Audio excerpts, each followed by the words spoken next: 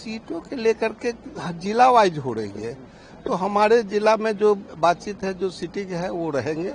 जो सीट हम हारे हैं उस पर कैंडिडेट पर विचार विमर्श हुआ है, उसके हिसाब से जिसके साथ जनता है, जिसके साथ लोग हैं, उनको टिकट दिया जाएगा। क्या सिटिंग विधायकों का भी टिकट कटेगा क्या? ऐसा तो अभी कुछ नहीं हम देखे हैं, ऐसा तो हमारे जिला में कहीं कोई ऐसी बात नहीं आई है। अदला बदली भी हो सकती है बीजेपी जेडीयू में सर। अदला बदली वाले सीट की नहीं हो सकती है, कोई अच्छा कैंडिडेट है उसको जदयू से भी लड़ा दिया जा सकता है। देखिए, हर पहलू पर विचार हो रहा है। बिहार में चुनाव का समय नजदीक है और इसीलिए हर पहलू पर विचार हो रहा है, लेकिन अभी ऐसा कोई ठोस डिसीजन किसी कैंडिडेट के नाम पर नहीं हुआ है।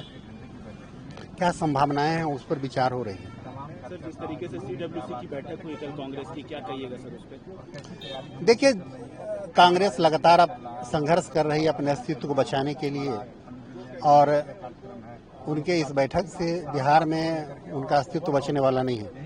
जिस तरह से कांग्रेस के नेताओं ने बिहार के लोगों को गाली देने का काम किया है, जिस तरह से सनातन को गाली देने का काम किया है, बिहार के लोगों को मजदूरी करने वाला डीएनए बताया है, आने वाले चुनाव में कांग्रेस का समूल नष्ट कर देगी बिहार की जनता। इस तरीके से ईबीसी को लेकर के मैनिफेस्टो जारी किया गया है कल कांग्रेस के प्रोग्राम में, तमाम इंडिया अलायंस के मेंबर भी थे, क्या कहिएगा? देखिए, कांग्रेस सबसे पहले ये बताए कि श्रद्धेय सीताराम केसरी जी को जो राष्ट्रीय अध्यक्ष रहते हुए अपमानित करके किस तरह से उनको हटाया गया था। तो बिहार का ओबीसी समाज समझता है कि ये ढोंग रचने वाले लोग हैं। चुनाव का समय है तो अति पिछड़ों की बात कर रहे हैं, लेकिन एक समय था जब श्रद्धेय सीताराम केसरी जी को अपमानित करके पद से हटाया था।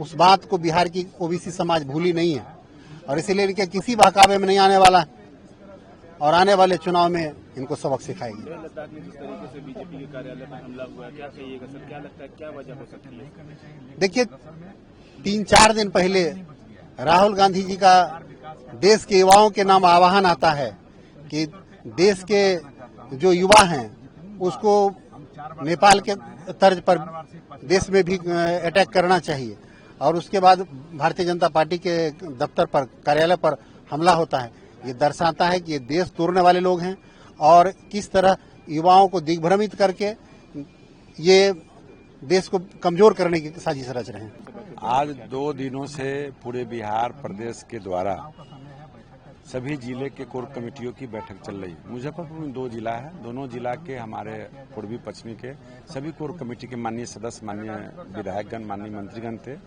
और हर सीट पर चर्चा हुई और सीट की चर्चा के साथ साथ एनडीए के प्रत्याशी लड़ेंगे, एनडीए की सरकार बनेगी और तमाम संगठन के जो कार्यक्रम हैं, चाहे वो मन की बात का कार्यक्रम हो, चाहे रथ यात्रा का कार्यक्रम हो, चाहे पंडित दीनदयाल जी का जो कार्यक्रम है वो हो, कल जीविका दीदियों का जो सम्मान पेंशन पैसा जो 10,000 जाने वाला है, इन सब चीज़ों को अपने क्षेत्र में बताना है।